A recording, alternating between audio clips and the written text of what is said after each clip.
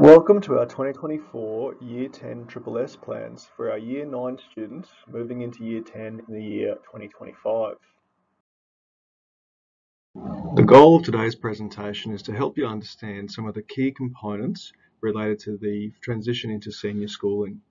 We're looking at some key terms, different pathways that we offer here at Bellbird Park in Year 10 and beyond for all our different senior subject types. Our goal is to understand how we can plan your journey as a Year 10 student and beyond in terms of selecting your pathways and choosing your subjects. Our criteria for success is hoping that you will be able to understand the different senior schooling expectations and the importance of the Triple S plan. You'll be able to define the 4 different senior pathways here at Bellbird Park and the subjects that are offered with them, and understand the upcoming Triple S plan interviews and all that is required. Here at Bellbird Park, we're all about every single student, no matter where they come from, their starting point or background, being engaged in a clear pathway that aligns with their abilities, their goals, and allows them to be leaving school with everything that they need, the knowledge and skills to be able to be successful in the world of work or further study. So the Triple S plan signals the beginning of a journey for our Year 9s moving into Year 10 as they start to move towards the post-compulsory phase of schooling or the senior phase of schooling. The compulsory phase finishes when a student turns 16 or they finish their Year 10 studies. In Queensland, this triggers what we call the earning or learning policy, which means that they're either here at school or in another further educational institution studying full-time, or that they are working full-time with a completion of 20 hours a week. This is for generally 2 years until they turn 16 or until they turn 17 and have completed a Queensland Certificate of Education here at school, or a Queensland Certificate of Individual Achievement or QCIA, their senior statement, or a Certificate 3 or 4 qualification. In the senior phase of learning, in that post-compulsory phase, it really is around engagement. That's the most important thing for our students. And this breaks down into 4 categories. So we look at attendance, particularly in senior school. It's important that students are here a minimum of 90% of the time. And if they are absent, it's explained straight away, and that there's a medical certificate if it does impact on any of their assessments, submissions, or exams. In terms of achievement, that submission of assessments, the key thing for success, making sure that we have all assignments handed in on or before the due date, including drafts. And that helps us to achieve that second dot point, which is achieving a satisfactory level, a C or above in all of our work, or if it's VET, it's around having that course completed. And that will help us ensure that we're here to be successful and attain our QCE. Effort and behaviour is also really important. What we say to students is we encourage them to be the best version of themselves they can be, and making sure that at least in their report cards it's a satisfactory or above for all effort and behaviour. In uniform and equipment does change a little bit in senior. The big thing is that they need a laptop for each and every lesson every day, so making sure they're bringing that to school charged in a carry case that it's protected, along with the usual things like their diary, having all of the correct uniform, socks and shoes and ties. There is the addition of the senior uniform, the formal uniform as well, and things like jewellery, making sure that that's 100% in line with our school policy.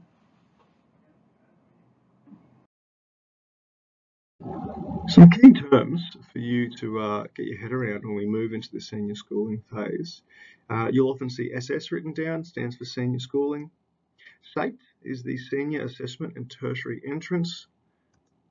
QCE stands for our Queensland Certificate of Education. The QCAA is a very important one. That's our Queensland Curriculum and Assessment Authority. ATAR is the Australian Tertiary Admissions Ranking. VET stands for Vocational Education and Training. And when you see Cert 1 all the way up to Cert 4, that's around a certificate and that qualification level that comes with it. An SAT, or a school-based traineeship or apprenticeship. So a good example for how to choose what you're going to be successful in and what kind of pathway you would like to study is thinking around the career that you'd like and what skills and abilities are involved and what skills and abilities that you naturally have.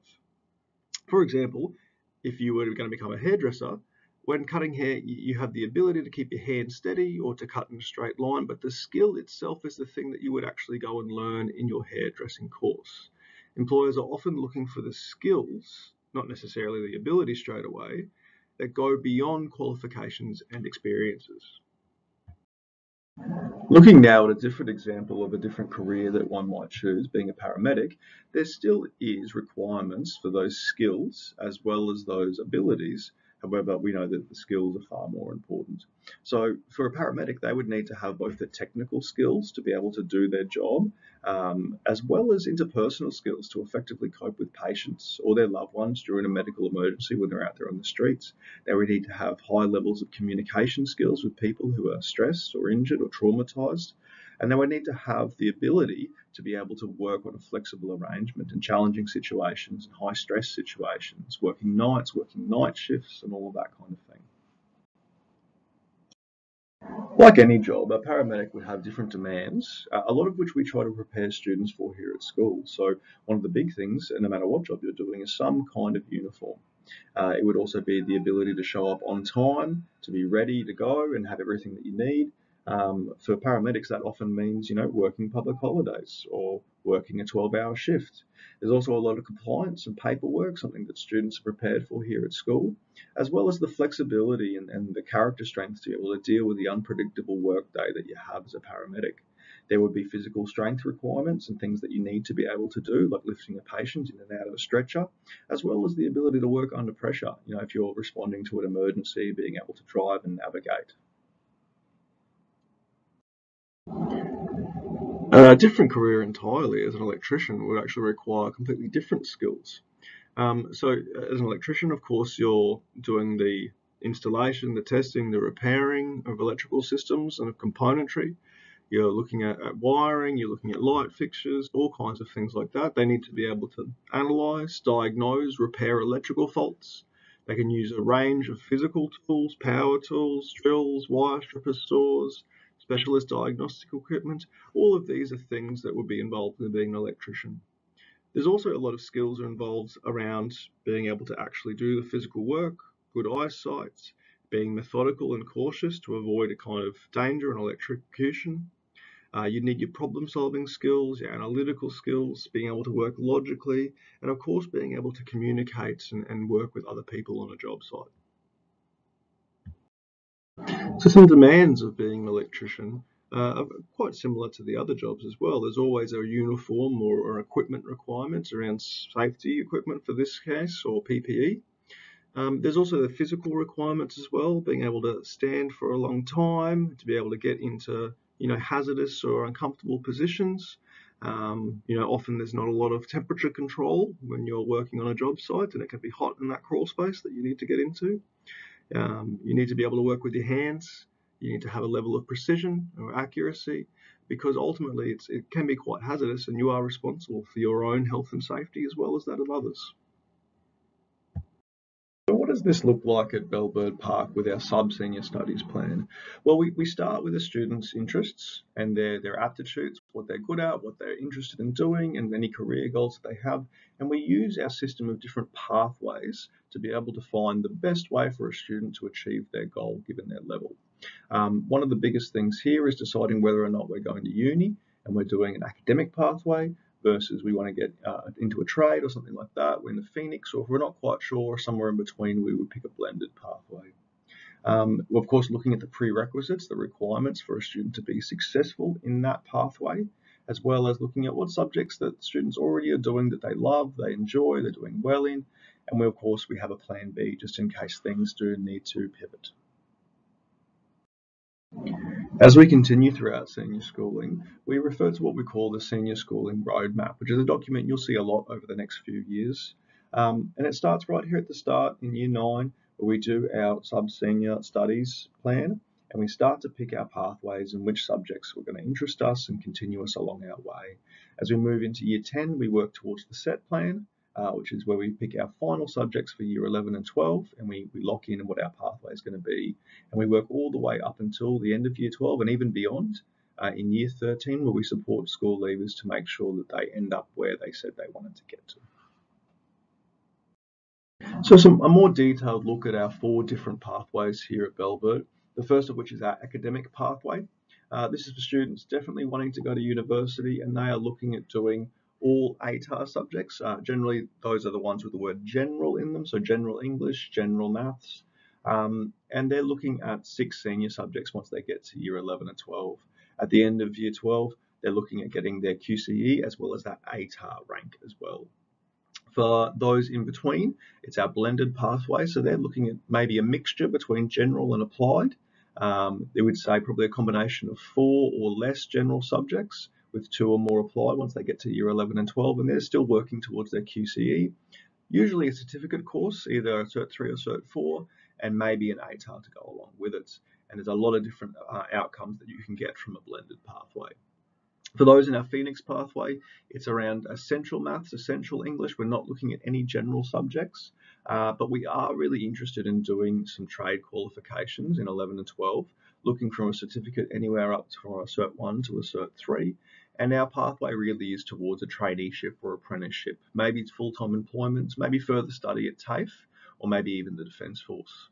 And lastly, our life pathway, that's for those students with a verified disability, and they're looking at picking up those essential subjects. We're not doing any kind of general or ATAR at this point, and it's around setting individualised goals for them to be able to achieve their QCIA, which is a Queensland Certificate of Individual Achievement.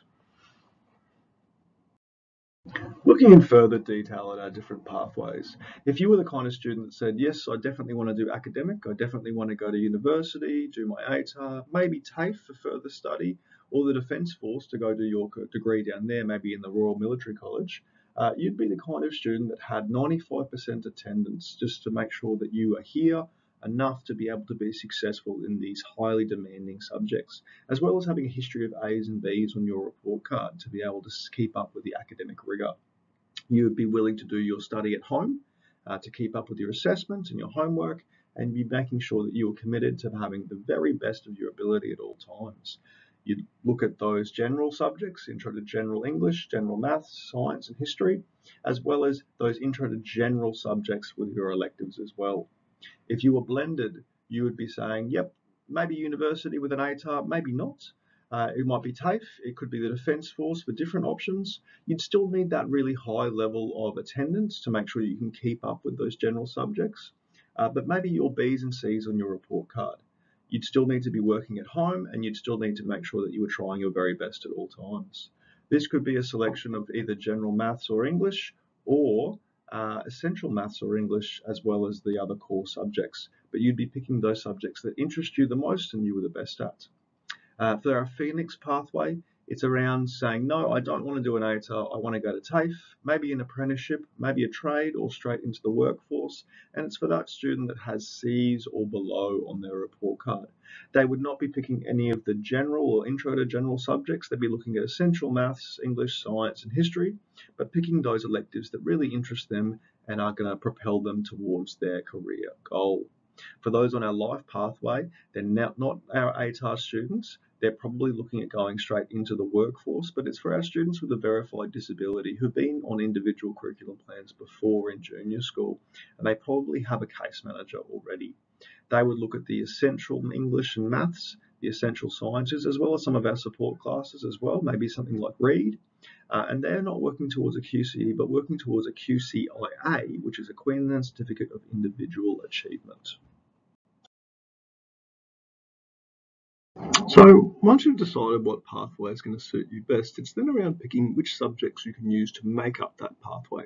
And in year 10, it's around some core subjects that you need to do. Everyone does them. And then it's around some choice in the electives as well. So for all of us, it's English, whether that's intro to general or essential. Same with mathematics and same with your science. You will rotate between history and HPE for a semester, that's half a year, and then you have choice between 2 different electives as well that you use to round out your study load and help complement the choices that you've made in your pathway. So it's around making sure that you have selected the right kind of subject that's going to work well for you to get you towards your goal. If you're an ATAR student and you're thinking about university, then you want to be selecting the subjects that have the word general in the name. These are suited towards people that are going, university or at least TAFE. They're academically rigorous subjects. That means they're quite difficult at times, especially in Year 11 and Year 12. They often involve extended writing, big assignments, 700, up to 1,000 words. And they do require you to be doing independent study at home. There's big exam blocks that go with them. So these are the kind of subjects that are very much designed to be preparing you for university. If you're looking at the applied and essential subjects, it's for those people that are looking at going into vocational education, so that's TAFE or something similar, some kind of training program, or looking towards work. The workload's often a little bit easier, so you'll be looking around 400 to 600 words. They sometimes require you to be doing work at home, particularly around assignments, but not every single week. And these are subjects like essential English, essential maths. They might have an exam block, but often they won't. And then if you're a blended student, that means you'd like bits of it and bits of the other. You might have a little bit of a swap between the two, or a different load between the two. You might have some general subjects that you're interested in, and you might have some applied if you still haven't quite made your mind up. When we go to pick our subjects for Year 10, we have to pick some cores and we have to pick some electives. Core means that everybody does these subjects, but it is around picking the right one to fit your pathway.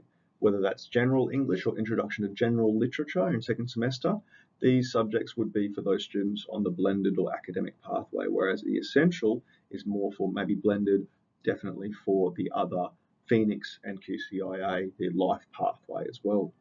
In maths, we have methods or extension, as well as general maths or the essentials as well. One thing to note here is in humanities and HPE, we do a rotation of a semester only. So whether you do history or general history, you'll only do it for 6 months before swapping over to HPE or vice versa. The electives is where you really get to start to tailor your study and your plans for Year 10 and further to fit your career goals and the way that you would like to go through your pathway. So we have different areas that you can select from, and there's a plethora of different subjects. However, there is a difference between some general and some applied or vet subjects that you need to be aware of. So whether we're doing the applied technologies, if we were looking towards university in the technology area, we might choose something like general design. However, if we're going for a Phoenix pathway, it would maybe be something like manufacturing, which is more that vet pathway leading towards a certificate in construction and engineering. In business, we have things like business studies, which is a great vet course in Year 11 and 12 that leads towards. However, if we're looking more at the general or the ATAR, it would be economics. And then our information communication technologies is a good blended pathway, probably more for blended or Phoenix students. HPE, we do have general health as well as our sports and recreations. They are slightly different to HPE or core HPE, so that is an elective you can pick as well. In humanities, we have 2 general subjects, that's legal studies and French. The arts, we have dance, drama, media, music, and arts, as well as science offering general psychology, which is a really great course if you're looking towards university. It is important to remember, however, that there are prerequisites for some of these subjects, particularly those ones that are general. And this is to make sure that you're able to keep up with the academic demands and rigour that's involved in doing one of these subjects. So as a general rule, we say if you need to be getting a B in your subject in Year 9 to be able to be doing that subject in Year 10. I mean, for example, if you're getting a B in English, great, you would be more than capable of keeping up when it comes to selecting a general English or even a literature subject next year. If you're not quite at that B yet, that's okay, that's fine. That just means that you've really got that first semester to work on those skills and to get them up to the level where you are able to achieve a B or higher, and then we can always move into a subject later on once we know that we've shown our ability to be able to handle that. And this is just around making sure that you're set up for success. We don't want anyone in a subject that they're not able to keep up with and learn, and ultimately then moving anyway. And this way we're able to make sure kids are in the right pathway nice and early on. If you have selected an academic pathway, you're looking at achieving an ATAR, which is a really important number that you need to apply for universities. Now, it's a ranking system that they use for every single student in the state that graduates that year, and they'll use that ranking in order to apply for different university courses. It's important to note that it's in bands of 0.05. So, for example, approximately 30 students will receive an ATAR ranking of 99.95, which is the highest that you can achieve. And then the next 30 will get a 99.90, the next 30 will get a 99.85, and so on and so forth. It's important to note this only is calculated from your Unit 3 and 4 results, which means only from Year 12.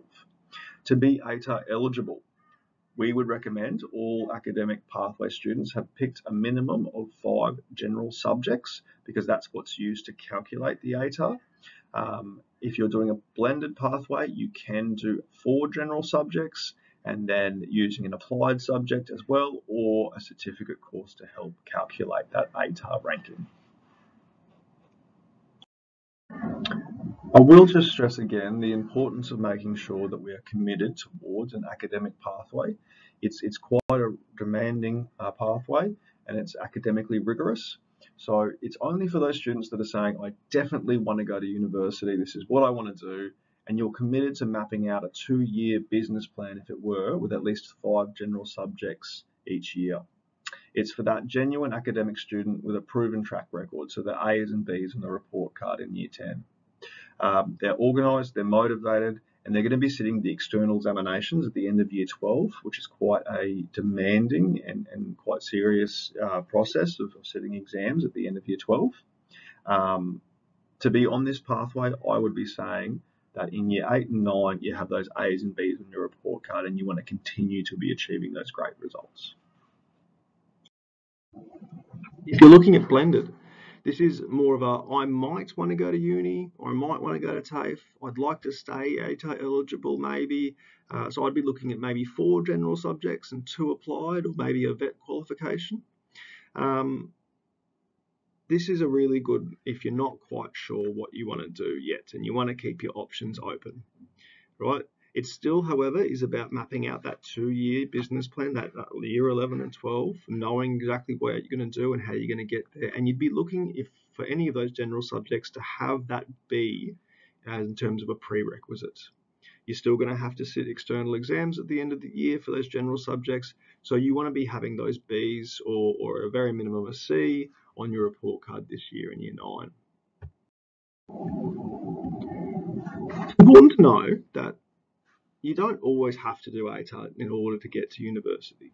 And particularly for TAFE, right? There is no ATAR requirement in terms of getting into a TAFE course here in Queensland.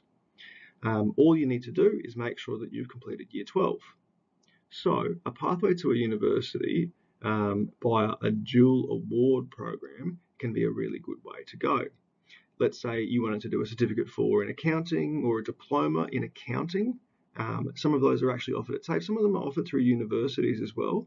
And some of these are really good ways in order for you to get into uni without even necessarily needing to do an ATAR. There's always alternative options to university. For those of us in the Phoenix pathway, this is where you're going, I might want to go straight into work, or particularly maybe I want to do a trade when I finish Year 12. I might want to go to TAFE as well and keep upskilling myself and get some qualifications. And so you'd be looking at a combination of applied subjects, particularly that, essential maths, essential English, but then looking at vet qualifications as well.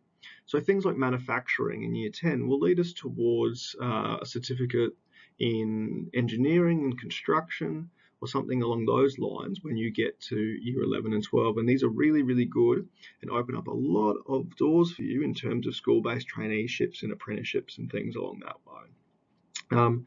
Your goal here in Year 10 really would be looking at getting C's on your report cards this year.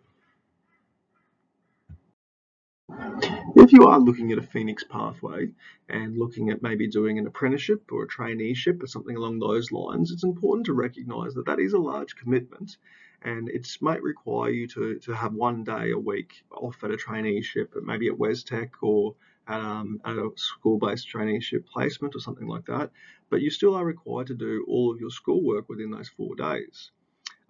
There's usually a certificate component, usually a Cert 3, and a practical component that you need to get through as well.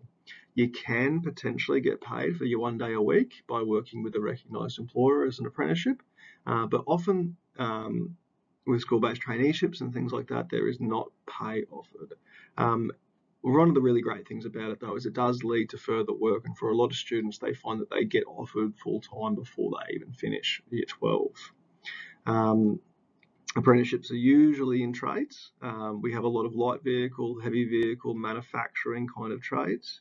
However, if you're looking at more of a hospitality or business, these are often presented as traineeships instead. The good thing about an apprenticeship is that often, like I said, it goes full-time once you finish Year 12 or even beforehand.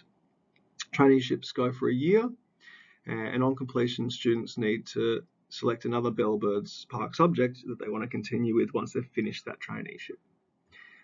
All of them are about achieving QCE credits, which is really fantastic. However, we don't offer them to anyone that is an ATAR student, because it does impact the amount of time that you have here at school to be able to get your work done. And we say, if you're doing an academic pathway, that you don't have the time and the space to be able to do an apprenticeship at the same time. So why might you be interested in doing an apprenticeship or a traineeship? Well, maybe it's around the flexibility and the variety that this can offer. One of the really good things is about hands-on learning, and let's say it gets you out of the classroom for a little bit, at least a day a week, where you might be able to find that you're able to learn better than you can in a traditional environment. One of the really good things, like we said, is the opportunity to be able to earn while you learn, which is really great if we're a full school-based apprenticeship and getting paid at the same time. The other thing is it's a nationally recognised qualification, right? So having that Certificate 1, Certificate 2, Certificate 3 or higher not only counts towards your QCE, but it also does a lot when you go to be applying for jobs and entering the workforce at the end of Year 12. Pathways around saying I want to transition into work or through a supported employment through disability support services. It might be around saying TAFE is further study at the end of Year 12. You'd be looking at picking a combination of applied and vet subjects in the Year 11 and 12. However, you're still committing to that 2-year business plan of saying this is how I'm going to achieve my QCIA. And I would say for students in Year 10, you would want to be on an ICP with a verified disability in maths and English in Year 7, 8 and 9. So you've heard us mention the Queensland Certificate of Education a couple of times, or QCE, and that really is, the bit of paper at the end of Year 12 that says you have graduated high school. There are 4 key requirements that you need to have made sure you've achieved by the end of this, which is achieving 20 credits, which you get from passing subjects as you go. You need to make sure that you have some of those as core credits as well as other additional credits. And there is literacy and numeracy requirements as well that need to be achieved. You need to have been able to pass maths and English in order to graduate, as an example. Here at Bellbird Park, we have a track record of 100% QCE attainment. Every single one of our students achieves this by passing their subjects and doing the things they need to do, and making sure that they graduate at the end of Year 12.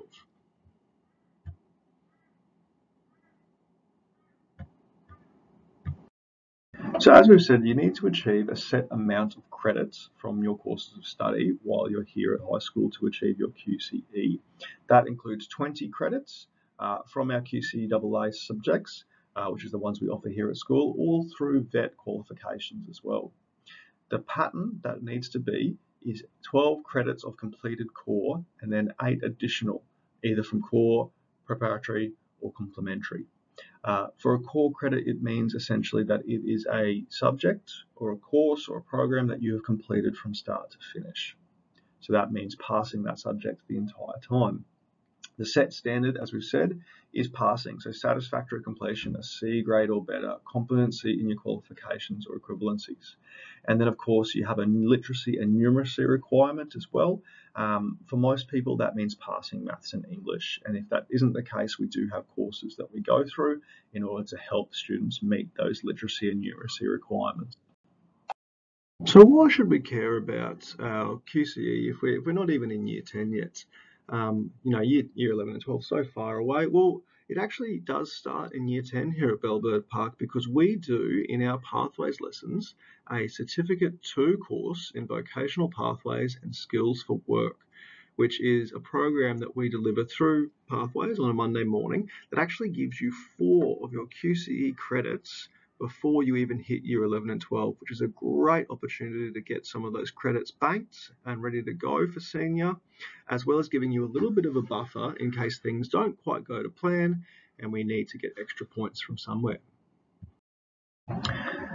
When we look at vocational education and training, or VET qualifications, you can see that different levels, so whether it's Certificate 1, 2, 3, 4 or higher, do have different levels of QCE credits and different types of credits that you can achieve. So for example, a Certificate 1 will give you 2 or maybe 3 preparatory credits if you complete it entirely. A Certificate 2 will give you a different level of core credits depending on your level of completion. A school-based traineeship, whether it's here through school or through WesTech or a simple system like that, needs to be aligned to a relevant VET certificate level for you to be able to get those core credits, but they can be really, really beneficial, anywhere up to 8 core credits depending on what they are. What I will say is a school-based apprenticeship does not contribute to those completed core. If you are looking at applying for any kind of VET course, whether that's TAFE at school, WesTech, something like that, what I would recommend is that you go through the senior schooling office, Mr. Cruiser and Miss Somerville, and have a chat to them, particularly around something called duplication of learning, to make sure that you get the most out of your VET qualification that you want to do. There's an important distinction between an apprenticeship, a traineeship, and work experience. So work experience is a placement for a school student, generally in year 10, where employers will bring them on, give them insights into the industry, help them build connections and skills and abilities. They can also have a bit of an explore around different career options and see what they like. It's a really good opportunity. However, it is important to recognise that this is not a course. It does not come with any kind of qualifications around it. It is simply work experience. It is a legal requirement that students, parents and employers have all signed forms prior to commencement. So if you do want to do some work experience, please touch base again with the senior schooling team so we can help you along that process. So moving forward, here are the key things that we need to think about as moving into our Triple S plans in a couple of weeks' time. Do you know your pathway? Do you know where you want to go? Are you an academic student? Are you a Phoenix student? Are you a life student? Or if you're not sure, are you blended? Are you somewhere in between? Hey, you know what kind of subjects are going to help you on your pathway? Do they match your ability level, your motivation, and more importantly, your interests? Is it something that you're going to do well in? And have you got the prerequisites already for your pathway if you are choosing those pathways with prerequisites? Think about the best subject fit for each line. Think about focusing on the skills that you're going to get from each subject and which ones are going to help you on your way to achieving your goal. If you need to, have a look at the subject handbook again, all right? And our online subject selection presentation, which is what you're watching now, you'll feel free to go back through it as many times as you like. And if you have questions, make sure you ask. So how does it actually work on the day? Well, what will happen is your parents have received a booking link via email that allows them to be able to book an appointment on Wednesday, the 9th of August. Appointments start from 9 a.m. all the way up until 5 p.m.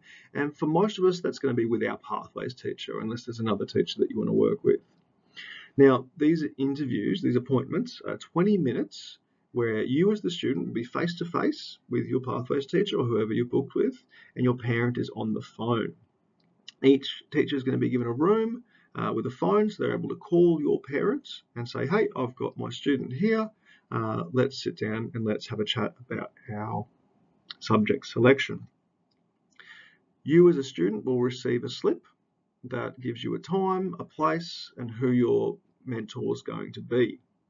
You need to bring your plan with you. It's a little bit of a document, a subject selection form, as well as that slip, and you'll receive that in Pathways class in the coming weeks to help you be prepared for this interview so that you can get it all done in that 20-minute time with your parent on the phone at the same time.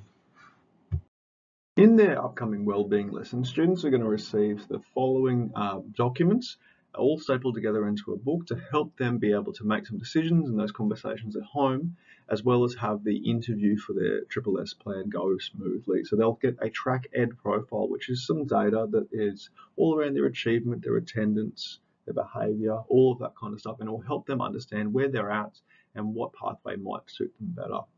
They'll get an interview sheet that's pre-filled in with all of their information to help them make that interview go smoothly, and they get a very important bit of paper, the subject selection form, where they actually get to pick their subjects.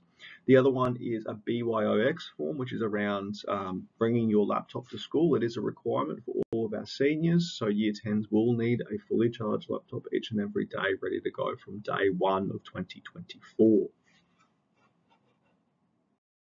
There has been lots of information in this presentation, so if you do have any questions, please feel free to contact anyone from the senior schooling team, Mr. Arnold, Mr. Cruiser, Miss Pantano, or maybe your head of year, Mr. Carrion, or Miss Sharma, the deputy principal. There is some information available on this slide as well if you want to do some further reading. So QCAA, the QTAC, Queensland Tertiary Admission Centre, as well as our senior schooling documents are all really good places for you to start having a read and get your head around what it means to have a senior schooling student.